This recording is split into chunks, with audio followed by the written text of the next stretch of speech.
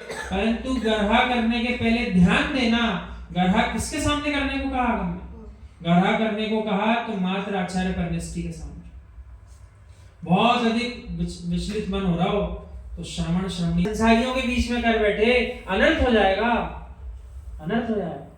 आपको तो लग रहा था हम स्वयं की गलतियां इनको बता रहे हैं, हमारा हृदय हल्का हो रहा है, बहुत बड़ी गलती कर दी। जैसी गलती करी थी अब बता करके संसारियों को उससे बड़ी गलती कर दी।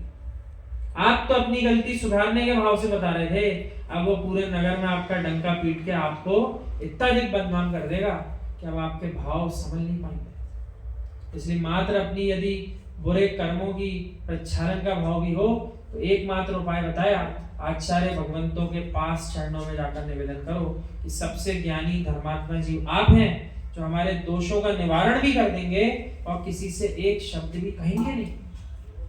आरिका माता जी भी अपने श्री संग में उस समय तो कह देती हैं, इस प्रकार से आप प्रतिक्रमण प्रत्याख्यान कर लीजिए, लेकिन जब आचार्य भगवंत के पास पहुंचती हैं तब वे भी सारे दोषों का प्रक्षालन आचार्य परमेष्ठी से करें। तो तत्समय की व्यवस्था है कि आप उस समय आचार्य परमेष्ठी नहीं है तो आरिका माँ से आपने पश्चाताप ले लिया, लेकिन मूल रूप से पश्चाताप तो मात्र आचार्य परमेष्ठी के हाथ में परंपरा सौंपी है। वे जिस प्रायश्चित ग्रंथ का अध्ययन करते हैं उस ग्रंथ को पढ़ने का पात्र ना किसी उपाध्याय परमेष्ठी को कहा, ना मुनिराज को कहा, और आरिका माता जी, एलक जी, छुल्लक जी को भी नहीं कहा।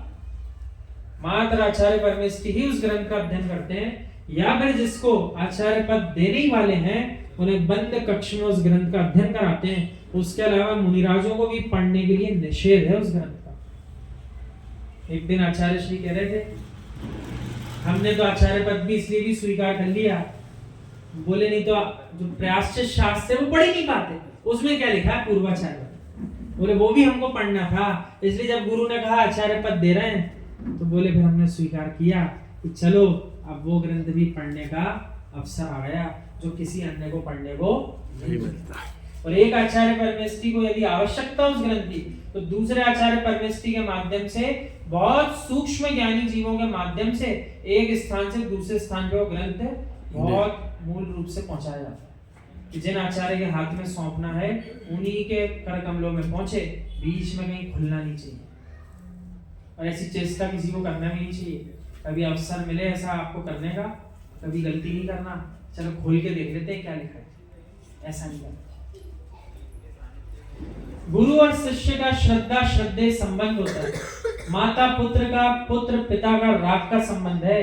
बेटा आगम का अध्ययन करो, जिज्ञासाओं का समाधान करना है तो गहनतम अध्ययन करो। ज्ञानियों, साधक जितनी लगन से तत्व की परूपणा करेगा उतने लोगों का सम्यक भी निर्मल होगा।